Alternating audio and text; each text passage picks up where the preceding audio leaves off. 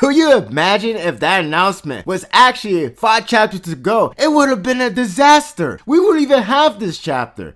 That wasn't the case, and God bless for this chapter.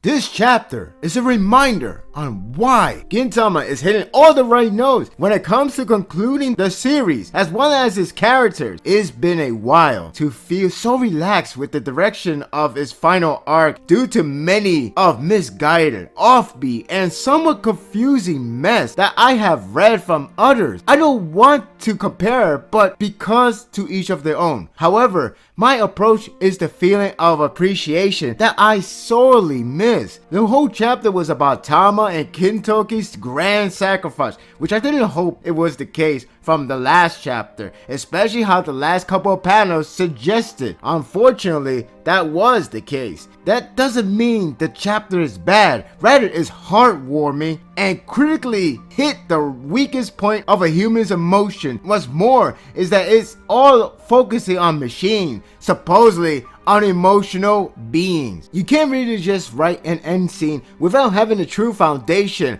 of a character as well as having a well-written segment that is not only convincing but take our mind away, believing this is a farewell. I admire the explanation of the powerful weapon because it has a great sense of irony and coming to a full circle. The nanomachine or bees works like actual bees, only it goes for machines. That's a brilliant way for a payback by Gengai. It's always smart to utilize the way of going back to the era where machine didn't take over, like skipping hundreds of years worth of advancement. It was perhaps the best way for Sorochi to have Gengai getting his long-awaited payback. That said, if it only we didn't grow attached to characters that are machines. What makes this whole moment great was the back and forth flashback and the effect of bees spreading this virus to the atmosphere. Each passing minute goes back to the flashback, showing what Tama and Kintoki are told about the effect, leaving them as sacrificial lambs. Yet they know who they are, so they are ready. Kintoki was great in this chapter as he was doing this for the sake of beating Gintoki in saving the world, yet he knows the duty he has to do will be the end of him. It's like a farewell message that doesn't want to show his true emotion. Even if it's a machine, Tama was better rounded as she truly feels that one day they can open their eyes to see the day of peace won by humans. These two are truly beloved. Even if one just got back to the scene, it's because Sorochi knows how to create a memorable character with a believable send-off. The emotional drive in this chapter was a home run because it doesn't only show machines portray their thoughts, but it also showed Gengai who truly felt connected with them, even when it's something that should have been easy to comprehend the end. It's the Terminator 2 feeling I got from this, and it was just as impactful as it was here. What helped a lot was how Gintoki was yelling at Gengai to tell him what's happening rather than celebrating that the battle fleets are taken down.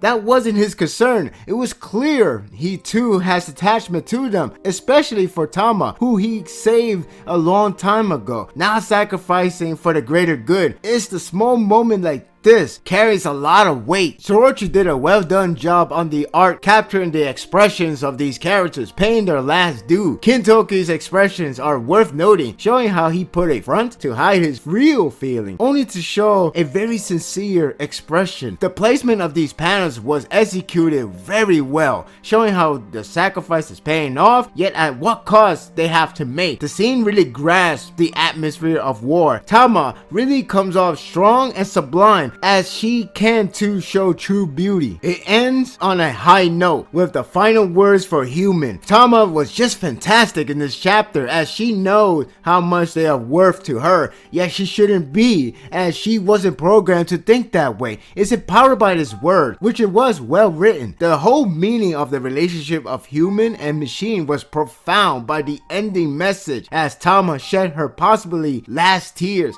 The final shot was powerful enough to make me feel awestruck. What can I say about this chapter? This chapter took me by surprise as I was thinking to move forward to the next phase of the war. Yet it halted us from this touching farewell. It hit all the right notes and the series isn't ending by a countdown. Thank God, because we can have all the time to enjoy the moment. It's wonderful. War arc isn't a bad idea for shonen to write. All it takes is a genius gorilla to write one. I'm going to give this chapter a 10. Unfriggin' believable. You know, the best part is that if she gets revived, she's a machine, so it's not even that far-fetched. Also, she is technically dead, so for those who are hungry for death, here's your treat. Even so, it's hard to not appreciate this moment because of how wonderfully executed. If I can borrow a revival card, I will use it for this case. Do you think she's gone for good? What's next to look forward? I don't know, but bring it on. I cannot wait for the next chapter to see what is coming next for all of us. My thoughts are told. Don't let yours on hold. Leave a comment below. Thank you for watching this video.